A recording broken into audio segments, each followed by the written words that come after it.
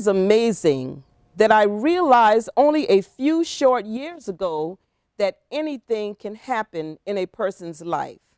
Yes, it is most definitely possible that a person's life can take drastic twists and turns in a short period of time. A life can move from what seems to be a glass that is full to one that is nearly empty. Today, I will share with you one woman's incredible journey, my journey, a journey I have come to call life. The chain of events I will share with you had me so mistakenly to believe that my Lord and Savior Jesus Christ had left me, when really all he was doing was molding and shaping me into the person he wanted me to be. Each tragedy and disaster that I encountered in my life helped me to define my purpose and my existence for tomorrow. You see, I gave my life to Christ in March of 1982. My brother, Carl, was the catalyst to leading me to Christ. Because of his belief, my belief was heightened. When he passed away due to sickle cell disease at the tender age of 34, I then experienced the first death of a close family member. Now, since this brother and I were the only two siblings left at home, the care of my elderly parents became all mine. Being born right at the end of the baby boomers, I found myself a part of the sandwich generation. I was sandwiched between taking care of elderly parents and raising my own young children. Heartbreak occurred when my dad went to be with the Lord in 2002, and my mother passed only a short year later, both to natural causes. Not only did I have to deal with the death of both parents within a year, other areas of my life began to spiral completely out of control. I discovered that my marriage, a marriage that I treasured for over 20 years, was not what I thought it should be. It was not whole. My husband was having an affair. To be more explicit, multiple affairs. This was a marriage that encompassed a relationship of almost 30 years. The sanctity of my marriage was poisoned. I felt that I had lost my husband and everything that we as a couple stood for. Someone on the outside had invaded my territory, my perfect little world. Now, the horror of this was, only 5 months after burying my mother, my husband was killed in an early morning car accident just 2 miles from our front door. He was killed by the husband of my school's counselor, the husband of someone whom I worked with every day, whose children attended my school. I could not understand how God would allow this to happen when my husband and I had not had an opportunity to resolve our differences, to make things right again. I struggled. I struggled with what he had done and how I was feeling. I felt so cheated on. He hurt me and then left me with 4 young children. My marriage was supposed to be pure. It was supposed to be just us. So I struggled. To survive, I had to learn to confide in someone, but it could only be a few. My confidants ended up being my sister and a best friend. Well, 1 year after the death of my husband, my best friend died of complications to lupus. She was my encourager, my turn to, my shoulder to lean on. Where would I go now? I searched daily to find my way. Yes, 4 deaths in less than 4 years. It was a time for mourning, but could I really mourn? No, because my oldest son and firstborn, his name was Isaac, was called out of college and into active duty with the Army Reserve. He was being sent to Iraq. During the year of 2004, Iraq was a very volatile part of the world.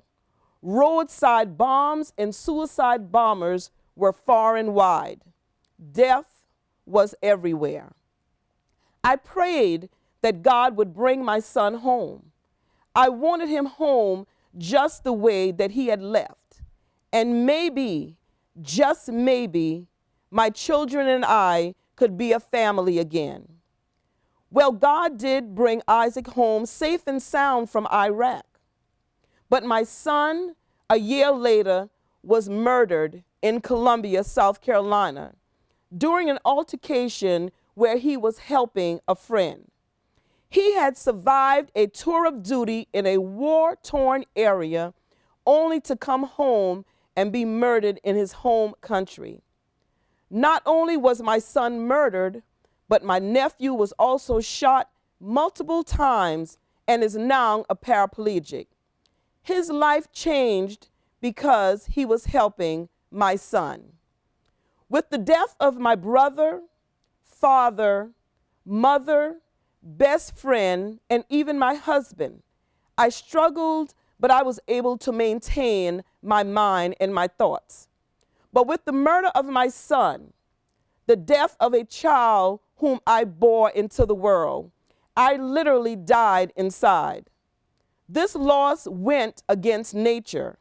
A mother is not supposed to bury her child. I spiraled into depression, a depression that I cannot explain. I tried therapy and I tried medication. I talked with and prayed with every minister and man or woman of God I could reach.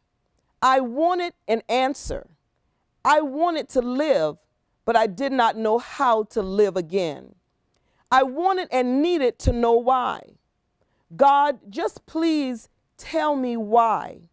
Why had this happened to my life? Had I done something that I was paying for? Why me? Why my loved ones? I had to press my way through bond hearings, meetings with a solicitor, victims advocates, and a trial for the murder of my son. Did I understand everything? Would I ever understand everything? The answer to that was no. I realized that sometimes events will occur in our lives that we will never understand. But I had a work to do. I had a process to go through. I had to first learn how to forgive. I was stuck. You see, I was trapped in a world of unforgiveness. Not forgiving my husband's infidelity had made me a prisoner to everything else that I had encountered. I was stuck in a holding cell in my mind. Was my life over? No. God still had a plan and purpose for my life. I had to learn how to really trust God. I mean, really trust Him. You see, it is easy to trust God when all is well, but to trust Him in the midst of turmoil is difficult. I had to learn how to trust Him with all my heart, with all of my soul, and with all of my mind. I prayed. I went away for a week to an experiential therapy facility, and I prayed some more. I read my Bible. I listened to my counselors and reflected back on my belief. I learned how to forgive. And when I finally let go and forgave my husband, all the other baggage that I was carrying fell off. I could literally feel the shackles tumble to the floor. I had to give up on my whys and put my full trust in God. I had experienced deliverance. I had made myself a prisoner when all of the time God was giving me the key to let myself free. The book of Job tells us that after many losses, Job received double for his trouble. I had to believe God for the increase in my life, and God has done just that.